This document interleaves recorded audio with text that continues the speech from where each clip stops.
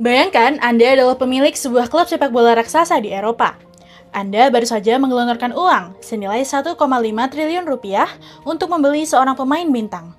Ditambah, kewajiban membayar gajinya sebesar 10 miliar rupiah setiap minggu. Lalu tiba-tiba datanglah sebuah surat dari Zurich, Swiss. Surat dari organisasi bernama FIFA. Isinya, mereka meminjam pemain termahal Anda selama 1 bulan untuk bermain di Piala Dunia. Anda tidak punya hak untuk menolak, dan skenario terburuknya pun terjadi. Di tengah pertandingan World Cup, pemain bintang Anda ditekel keras, ligamen lututnya putus, dan dia harus absen selama 9 bulan penuh. Disinilah ironi terbesar dalam industri sepak bola modern dimulai. Saat pemain tersebut cedera parah, klub Anda tetap wajib membayar gajinya yang miliaran rupiah itu setiap minggu. Sementara klub Anda kehilangan performa di liga dan berpotensi rugi ratusan miliar. Di sisi lain, turnamen World Cup itu dituntun oleh miliaran orang, dan FIFA sebagai penyelenggara pulang membawa keuntungan bersih tidak kurang dari 7, miliar dolar, atau sekitar 115 triliun rupiah.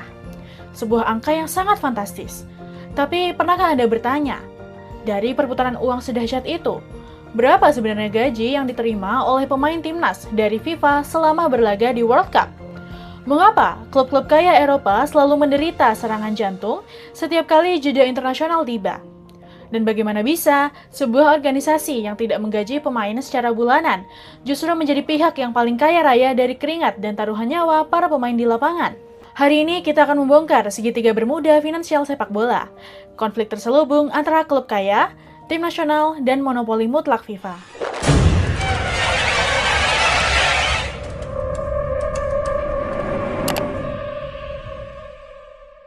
Bagi kita sebagai penonton, melihat seorang pemain mengenakan jersey tim nasional di ajang World Cup adalah puncak tertinggi dari sebuah nasionalisme. Kita melihat mereka menangis saat lagu kebangsaan dikumandangkan dan bertarung habis-habisan selama 90 menit seolah-olah hidup mereka bergantung pada hasil pertandingan tersebut. Namun, di balik romantisasi bela negara tersebut, ada realita bisnis yang sangat dingin. Secara hukum dan regulasi FIFA, pemain sepak bola tidak menerima gaji tetap dari asosiasi negara mereka maupun dari FIFA untuk bermain di tim nasional. Mengapa begitu? Karena secara teknis, tim nasional bukanlah pemberi kerja atau majikan mereka. Status hukum pemain sepak bola adalah karyawan kontrak dari klub tempat mereka bernaung. Real Madrid, Manchester City, Persib atau Persebaya, merekalah yang memegang kontrak kerja. Merekalah yang membayar asuransi, dan merekalah yang menanggung biaya hidup sang pemain sepanjang tahun. Jadi, ketika seorang pemain dipanggil ke World Cup, mereka tidak sedang bekerja untuk mendapatkan gaji bulanan baru. Mereka sedang memenuhi kewajiban regulasi yang disebut FIFA Regulation on the Status and Transfer of Players. Aturan ini memaksa seluruh klub di dunia untuk melepas pemainnya jika dipanggil oleh negara. Jika klub menolak, FIFA memiliki otoritas penuh untuk menjatuhkan sanksi berat kepada klub tersebut, mulai dari denda finansial hingga larangan bertanding di kompetisi resmi. Ini adalah bentuk kekuasaan absolut yang unik. Bayangkan di dunia korporat biasa, perusahaan tempat Anda bekerja dipaksa menyerahkan karyawan terbaiknya selama sebulan penuh kepada organisasi lain, tanpa perusahaan Anda mendapatkan kompensasi langsung yang sepadan dengan hilangnya produktivitas karyawan tersebut. Lalu, apakah pemain benar-benar bermain secara gratis di World Cup? Jawabannya tidak juga.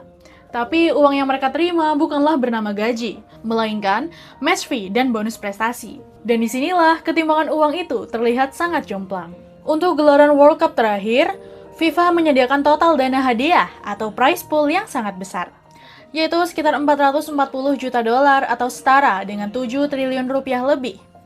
Angka ini didistribusikan kepada seluruh negara peserta berdasarkan sejauh mana mereka melangkah di turnamen tersebut.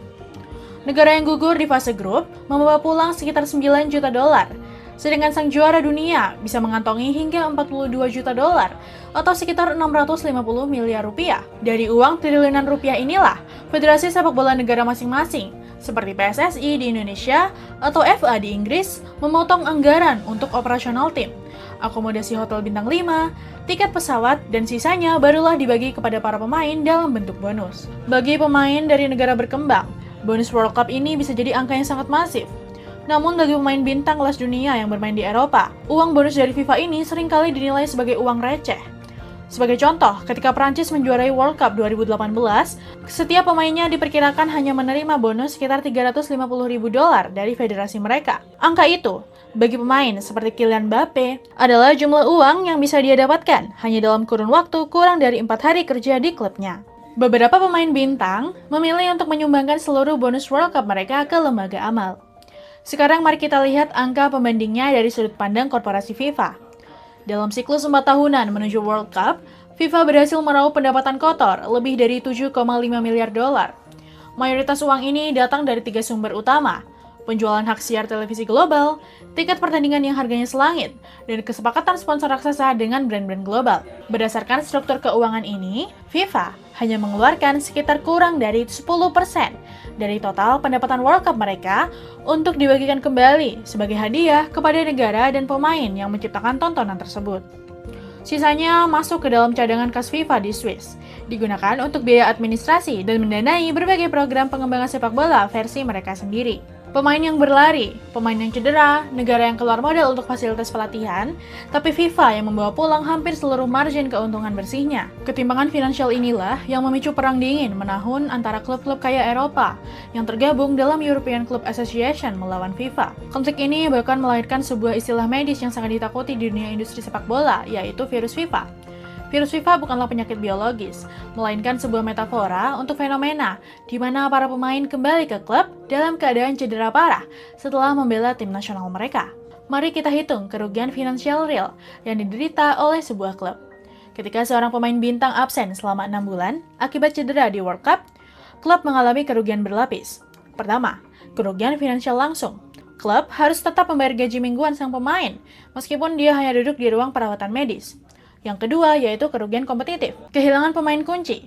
Berarti peluang klub untuk menjuarai Liga atau Liga Champions menurun drastis. Kehilangan trofi berarti kehilangan potensi hadiah uang dan bonus sponsor ratusan miliar rupiah. Yang ketiga adalah penurunan nilai aset. Pemain yang mengalami cedera parah, seperti robek ligamen atau ACL, seringkali mengalami penurunan nilai pasar transfer secara drastis setelah mereka sembuh. Mendengar protes keras dan ancaman boikot dari klub-klub kaya ini, FIFA akhirnya tidak punya pilihan selain membuat program peredam amarah yang disebut FIFA Club Benefits Program dan FIFA Club Protection Program. Lewat program perlindungan ini, FIFA menyiapkan dana untuk menyewa dan membayar kompensasi kepada klub yang pemainnya bermain di World Cup. FIFA membayar klub sekitar $10.000 atau 150 juta rupiah per hari untuk setiap pemain yang dilepas ke Piala Dunia. Selain itu, jika si pemain cedera lebih dari 28 hari di timnas, FIFA akan mengambil alih kewajiban membayar gaji sang pemain. Namun dengan batas maksimal plafon tertentu, yaitu sekitar 7,5 juta euro per tahun. Kedengarannya adil. Bagi klub semenjana mungkin iya.